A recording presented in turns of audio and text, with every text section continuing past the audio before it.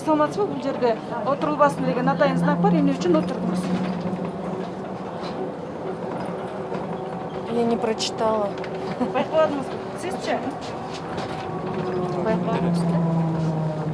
Өзү негизи талап боюнча 1 метр алыс болсун деп атайын шахматтык режим боюнча бул жасалганда айдоочулар эскертүү бербеди силерге?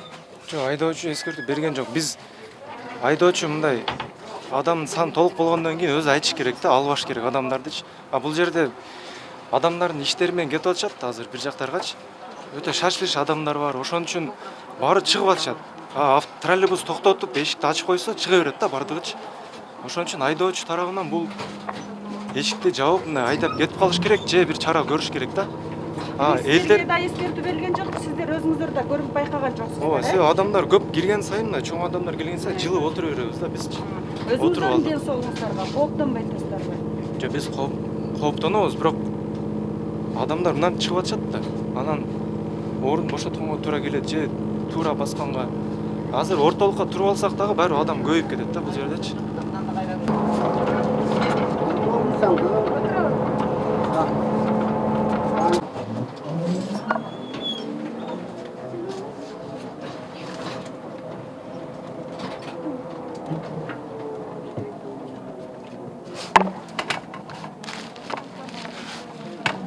Ушунча көп адам түштү. Кооптонобуз эми анан эмне кылабыз? Кандай кылсак да өзүң айтчы мынакей. Мен азыр отурбай бул жерге турсам, наоборот менин ден соолугума опасно да, коркунучтуу да, кооптуу да турабы? Жабышып туруп атпайбы? Андан көрө отурба деген жерге отуруп алдым. Нарушение кылдым, билип атам. Но өзүмдүн ден соолугума кооптонуп отуруп алдым мен.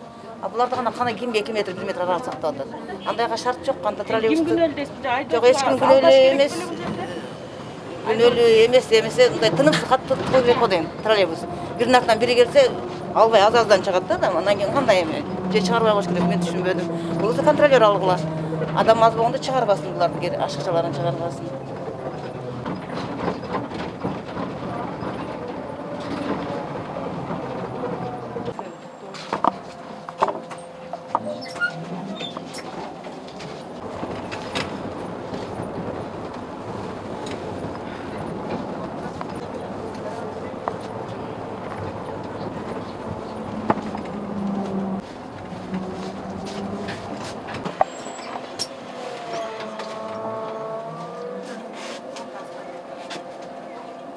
Жыйырма бешинен баштап иштей баштадыңыздар.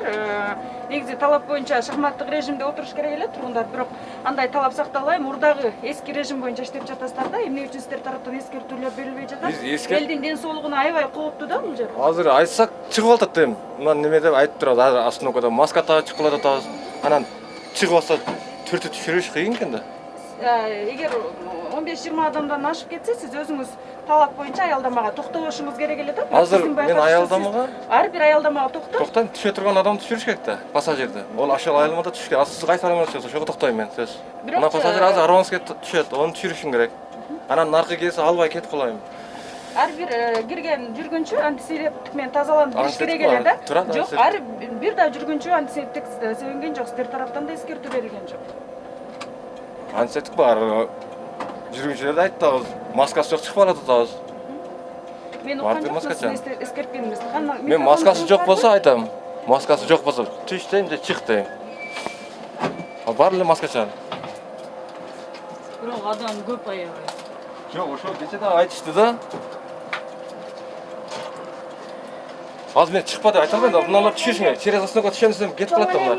Артындагы эшиктен ачып коесузбу? Адамдар түшөт. Экөөнү алып.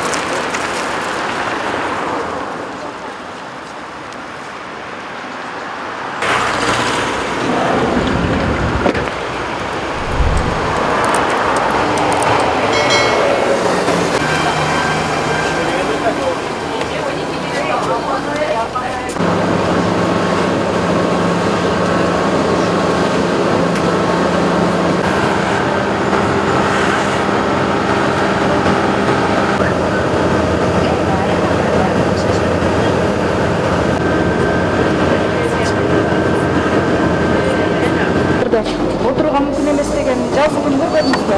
Жок, мен балам болгон үчүн шашылып отуруп алыптым, кечиресиз. Негизи балаңыз да ушундай маскасы жок алып жүрөсүз. Өзүңүз ден соолугуңузга кооптонбой атасызбы?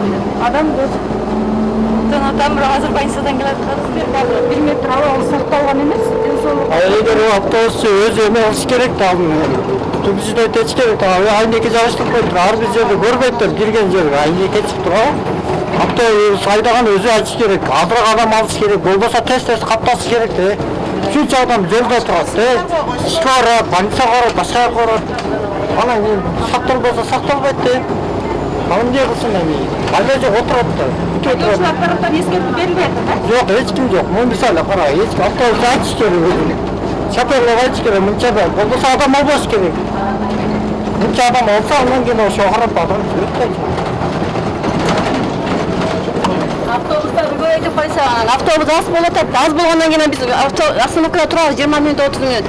Анан кийин чыгабыз да баардыгыбыз тең. Автобусту көбөйтүп койсо биз дагы эрежени сактай берек. Кеңеш жакка вообще автобус жок. Биз западныйга таксимен каттап атабыз. Эмнеге автобус жүргүздүрбөйт этет? Анда маршрут жүргүзсүн. Биз пешком жүрүп атабыз эл ысыкта. Жөө жүрүп атабыз. Ошо. Буга чейин таксиге дагы чакырдым. Таксиге кетип атат. Азыр да такси менен келдим. Эми автобуска отурдум, автобуста дагы абал сакталбай атат. Андай болбош керек да, туурабы? Мамлекет ойлонуш керек биз жөнүндө. Ооба, сөзсүз. мен кийин кетишим Адымы токтойсуз. Адымы токтотуп коесуз, а? Сиздер 25-тен баштап иштей баштадыңыздар. Бирок талап таптакыр башкача эле. Шахматтык режимде отуруш керек болчу, бирок элдер андай отурган эмес. Сиздер тараптан дагы эскертүүлөр берилбей жатат. Бул жака келген жүргүнчүлөр антисептик менен сейинбей эле турат да. Эмне үчүн?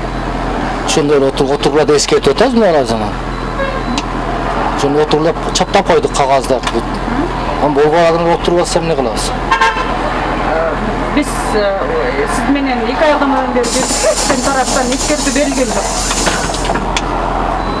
эмне чаптап койдук го сиздерге Эл эмес, өзүңүздүн ден соолугуңузда да кооптонууңуз бар да. Өзү коркуп атасызбы?